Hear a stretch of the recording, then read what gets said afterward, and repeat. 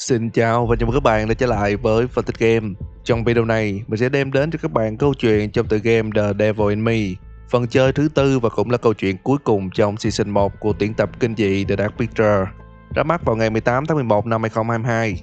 The Devil in Me là một tựa game kinh dị nơi mà mọi lựa chọn của bạn sẽ ảnh hưởng đến diễn biến và kết thúc của toàn bộ trò chơi, cũng như các phần trước trong tuyển tập The Dark Picture.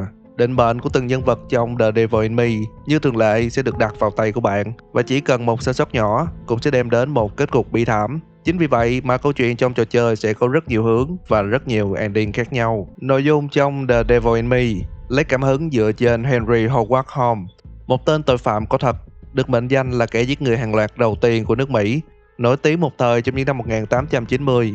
Tên tội phạm này sở hữu một khách sạn lớn ở Chicago và biến nó thành một mê cung nhiều tầng cùng với đầy rẫy những cạm bẫy chết người. Giới truyền thông trong thời điểm đó gọi khách sạn này là lâu đài sát nhân. Theo các ghi chép của cảnh sát thì Holmes đã thực hiện tổng cộng là 27 vụ giết người và bị tòa án kết án treo cổ vào năm 1896. Đầu tiên mình muốn lưu ý với các bạn là video này sẽ tiết lộ toàn bộ diễn biến của trò chơi, và như thường lệ thì đây sẽ là phần tóm tắt dựa theo những lựa chọn tốt nhất và đem lại kết cục tốt nhất. Câu chuyện trong The Devil in Me mở đầu vào ngày 26 tháng 10 năm 2022.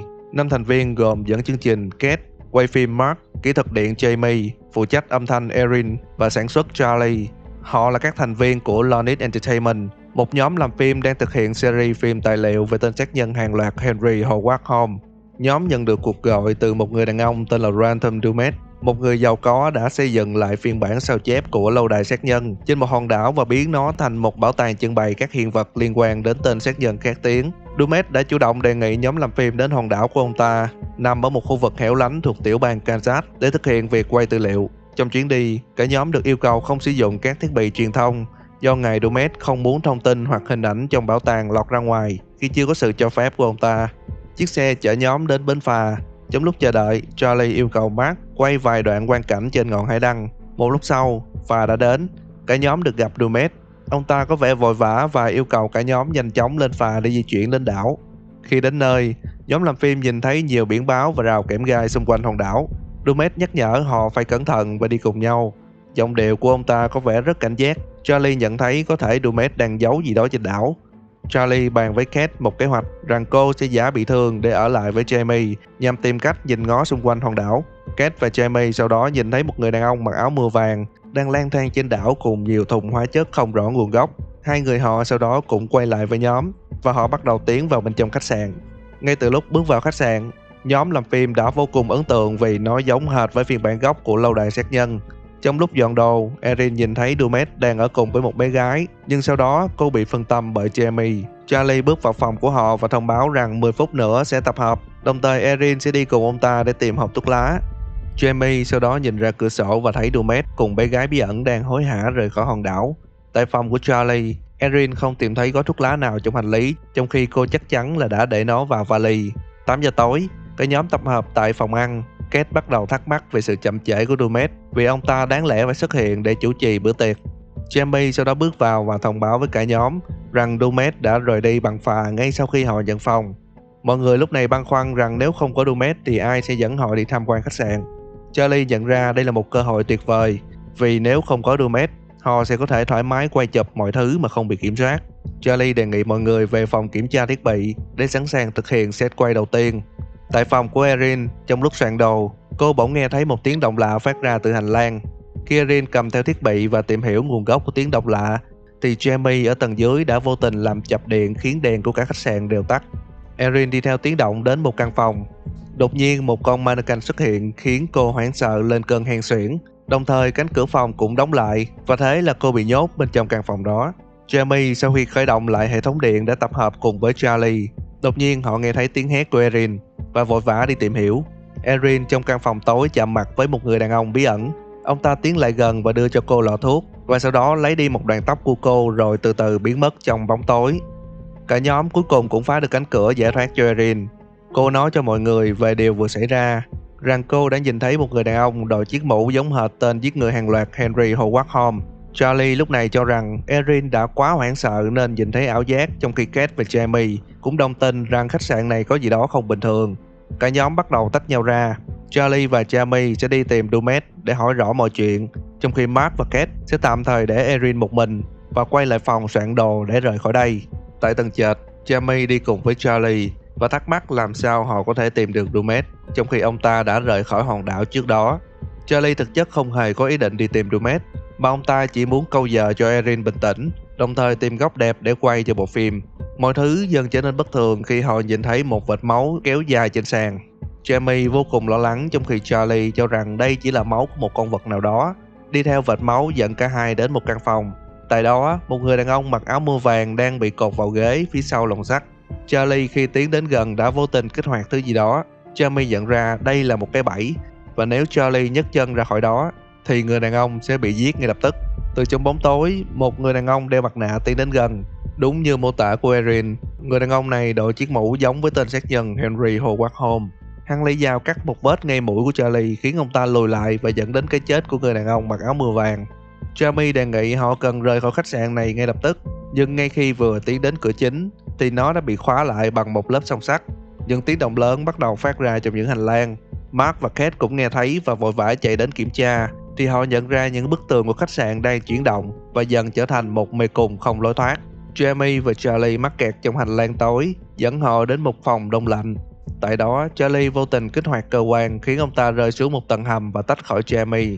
Lúc này tại phòng của Erin, cô bị nhốt trong phòng và phải tiến vào một cánh cửa bí mật dẫn đến một nơi giống như bệnh viện.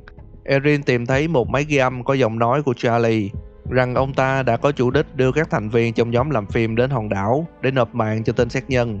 Tại cửa chính, trong lúc Kate và Mark đang tìm cách thoát khỏi khách sạn, thì nghe được tiếng động phát ra từ căn phòng.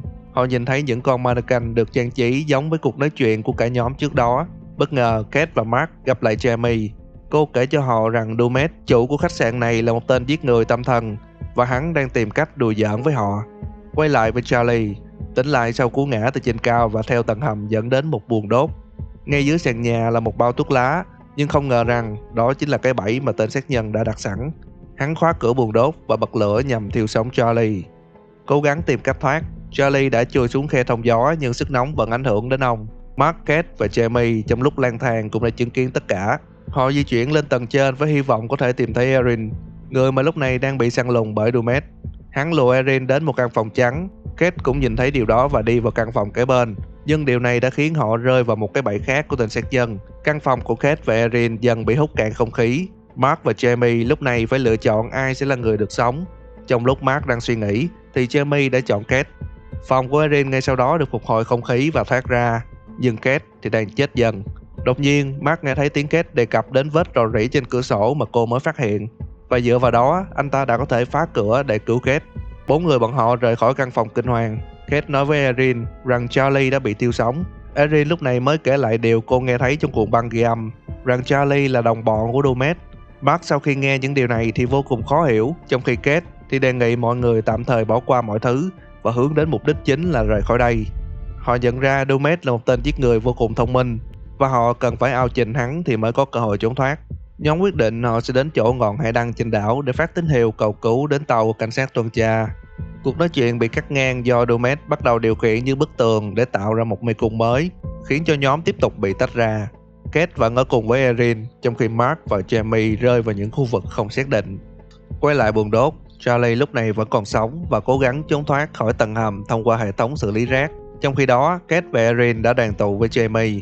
Cả ba sau đó lẻn vào phòng điều khiển, nơi mà Dumet sử dụng để theo dõi camera và kiểm soát bẫy. Họ nảy ra một kế hoạch để bẫy tên sát nhân bằng cách dụ hắn đến một hành lang kín. Jamie quyết định làm người đi dụ Dumet và đưa cho Kate chiếc tua vít để phòng thân. Tuy nhiên, kế hoạch của họ thất bại, khiến cả bọn bị Dumet truy đuổi. Trong lúc chạy trốn, Erin bị tách khỏi nhóm, trong khi Jamie và Kate thì bị mắc kẹt trong một cái bẫy khác của tên sát nhân. Bức tường kính ở giữa dần di chuyển về phía Jamie. Tên sát nhân muốn Jamie lựa chọn giữa việc hy sinh bản thân hoặc Kate sẽ bị nghiền nát. Jamie buộc phải chọn giữ mạng sống của bản thân, nhưng may mắn rằng chiếc tua vít mà Jamie đã đưa cho Kate trước đó đã cứu mạng của Kate. Cả hai sống sót và gặp lại Erin, nhưng không lâu sau đó Dumet lại xuất hiện và truy đuổi họ.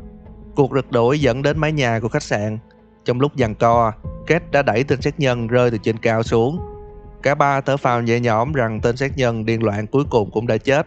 Nhưng ngay sau đó, Dumet đã ngồi dậy và tiếp tục săn lùng, khiến họ phải chạy vào rừng. Mark và Charlie cũng gặp lại nhau sau khi rời khỏi tầng hầm khách sạn. Mark nói rằng nhóm đã có ý tưởng phát tín hiệu cho cảnh sát từ ngọn hải đăng và họ cần đến đó để tiếp tục thực hiện kế hoạch này. Và nếu may mắn, họ sẽ có thể gặp lại những thành viên khác.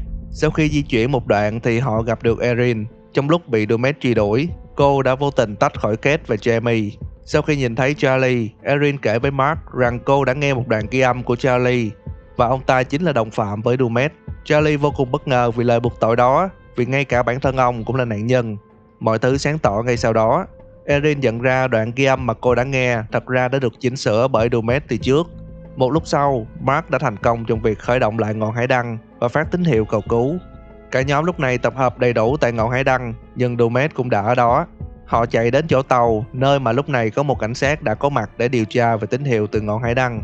Viên cảnh sát nhìn thấy những cái xác và nghi ngờ họ là hung thủ. Đột nhiên tàu tuần tra phát nổ. Dumet xuất hiện từ phía sau và giết chết viên cảnh sát. Họ nhanh chóng đến chỗ chiếc cano và rời khỏi hòn đảo. Nhưng mọi chuyện chưa kết thúc khi Dumet bất ngờ xuất hiện từ dưới nước và tấn công họ. Cuộc xô xát khiến từng người trong nhóm lần lượt rơi xuống nước, cho đến khi chỉ còn lại Mark và Kate. Phối hợp cùng nhau, họ đã găm chiếc mỏ neo vào ngực của Dumet và kết thúc cuộc đời của tên sát nhân điên loạn. Cả nhóm sau đó được một người lái xe tải phát hiện và liên lạc được với cảnh sát địa phương. Kết thúc một trải nghiệm kinh hoàng không bao giờ quên của nhóm làm phim tại lâu đài sát nhân. Vài ngày sau, một người phụ nữ vui mừng khi chiến thắng một chuyến nghỉ dưỡng trên đảo dành cho 5 người. Và trong tấm hình chụp khách sạn mà họ sắp đến, bóng dáng của tên sát nhân Dumet vẫn xuất hiện một cách mờ ảo bên khung cửa sổ. Đến đây cũng là kết thúc cho câu chuyện trong The Devil in Me. Theo mình đánh giá thì phần chơi này khá ngắn và đôi khi những tình tiết được sắp xếp một cách khá lộn xộn. Tuy vậy, trò chơi vẫn cung cấp cho ta đầy đủ thông tin về cốt truyện thông qua các mảnh tài liệu. Sau đây mình sẽ tổng hợp lại những thông tin và giải thích cho các bạn bí ẩn danh tính thật sự cùng với nguồn gốc của tên sát nhân Ransom Dumet. Theo các tài liệu của trò chơi thì Ransom Dumet tên thật là Hector Wayland Monday, sinh năm 1965. Hector có một tuổi thơ bị bạo hành gia đình, khiến hắn có tính cách bạo lực ngay từ khi còn nhỏ. Đến năm 1989, Hector trở thành đặc vụ của Cục Điều tra Liên bang, thuộc Bộ phận Nghiên cứu Hành vi Tội phạm. Một trong những đối tượng nghiên cứu đáng chú ý nhất là Mandy Sherman, một tên giết người hàng loạt và là tín đồ theo lý tưởng tàn sát của Henry Howard Holmes. Hector sau nhiều lần thẩm vấn Mandy với tâm lý bạo lực có sẵn, Hector đã dần tha hóa và trở thành một kẻ giết người hàng loạt. Hắn dàn dựng một vụ giả chết để tránh khỏi sự truy nã của cảnh sát, đồng thời đổi tên thành Ransom Dumet. Đến năm 2017, hắn mua một hòn đảo ở ngoại ô thành phố Topeka thuộc bang Kansas và liên hệ với công ty xây dựng KD Cooper nhằm thực hiện công trình khách sạn trên đảo. Hector sau đó đã giết tất cả bọn họ và gửi lời mời khắp nơi nhằm tìm kiếm nạn nhân tiếp theo. Không chỉ vậy, Hector còn đào xác của mẹ mình và tên tội phạm Manny để biến những cái xác thành các mannequin trưng bày nhằm tái hiện lại quá khứ của hắn. Và đó là toàn bộ cốt truyện cùng với một vài phân tích trong tựa game The Devil in Me, phần 4 của tuyển tập kinh dị The Dark Picture. Các bạn thấy câu chuyện này thế nào? Hãy để lại comment bên dưới nhé. Đừng quên bỏ lại một like, share và theo dõi For The Game. Mình là Gino và chúng ta sẽ gặp lại nhau ở video sau nhé.